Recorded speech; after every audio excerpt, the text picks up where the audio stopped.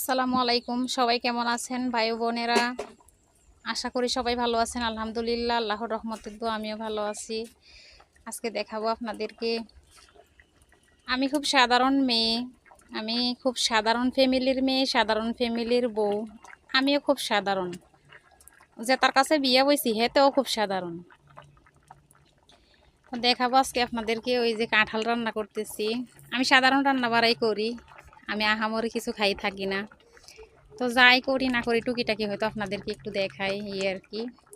এই কাঁচা কাঁঠাল রান্না করতেছি 3-4 রকম ডাল দিয়ে, মাছের মাথা টাথা দিয়ে আর কি। এটাই আপনাদেরকে একটু দেখাই। এই যে, এটা অবশ্যই আমার বিয়ের পরে আমি শিখছি। আমাদের ওইদিকে আবার এটা খাইতে জানে না তেমন, আমার বাবার দেশে এটা খাইতে জানে না ওরা। কাঁচা রান্না করে খাইতে জানে না, যদিও খায় হয়তো অন্য রকমভাবে খায়, এইভাবে খাইতে জানে না। তবে যাই হোক, নোয়াখালীতে আসার পরে অনেক কিছু শেখা হয়েছে, অনেক কিছু জানা হয়েছে, যেটা সত্যি।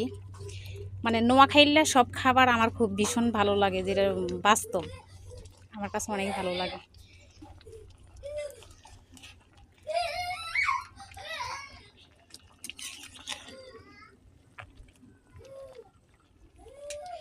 তো আজকের মতো এখানেই শেষ করতেছি।